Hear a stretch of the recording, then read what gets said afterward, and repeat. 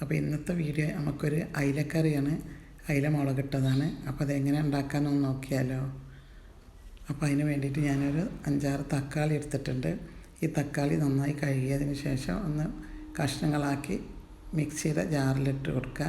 അതിലേക്ക് ആവശ്യത്തിനുള്ള ഉപ്പ് കൂടെ ചേർത്തിട്ട് നമുക്ക് നന്നായി ഒന്ന് അരച്ചെടുക്കാം. പിന്നെ ഒരു നെല്ലിക്ക വലിപ്പത്തിലുള്ള പുളി എടുത്തിട്ട് അതിൽ കുറച്ച് ചുടുവെള്ളം ഒഴിച്ച് വെക്കുക. ചട്ടി അടുപ്പത്ത് വെച്ച് അതിലേക്കൊരു 2.5 ടീസ്പൂൺ വെളിച്ചെണ്ണ ഒഴിച്ച് കൊടുക്കുക. എണ്ണ ചൂടായതിന് ശേഷം 1/2 ടീസ്പൂൺ ഉലുവ ഇട്ട് കൊടുക്കുക.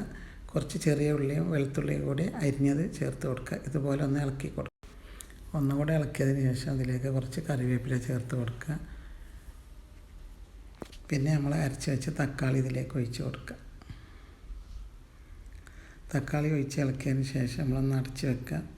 ഇടയ്ക്കൊന്ന് ചെറിയ തീയിലിടണം. പിന്നെ ഒന്നുകൂടെ തുറന്ന് ഇളക്കി കൊടുക്കുക. ഈ വെള്ളം കുറച്ചൊന്ന് വറ്റി കിട്ടണം. ഇപ്പോൾ ഇതാ വെള്ളം കുറച്ചൊക്കെ ഒന്ന് കുറുകി വന്നിട്ടുണ്ട്. ഇനി ഇതിലേക്ക് നമുക്ക് 1 ടീസ്പൂൺ മുളക് പൊടി, 1.5 ടീസ്പൂൺ കാശ്മീരി മുളക് പൊടി, 1 ടീസ്പൂൺ മഞ്ഞൾപ്പൊടി ഇതെല്ലാം ചേർത്ത് നന്നായി ഒന്ന് ഇളക്കി കൊടുക്കുക.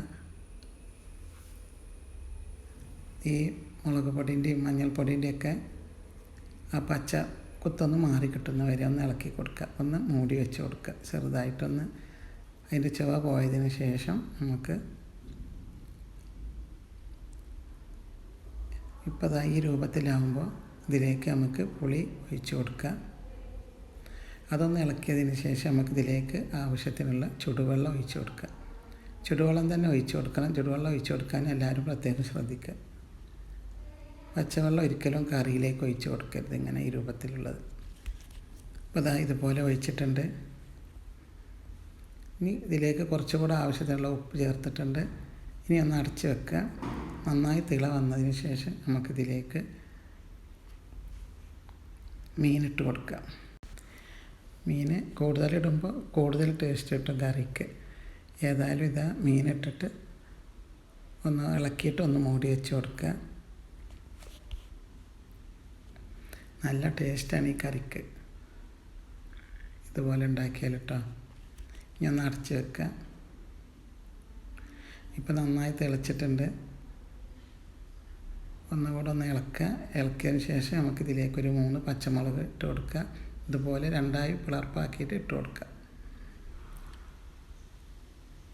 കുറച്ച് കറിവേപ്പിലയും കൂടെ ഇട്ടിട്ട് ഒന്ന് ഇളക്കിയതിന് ശേഷം നമുക്ക് തീ ഓഫ് ചെയ്യുക. കറി റെഡിയായി. ഇത്രയേ ഉള്ളൂ ഈ കറിക്കുള്ള പണി.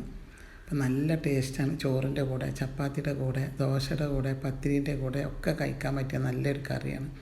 എല്ലാവരും ഒരിക്കലെങ്കിലും ഒന്ന് ഉണ്ടാക്കി നോക്കുക.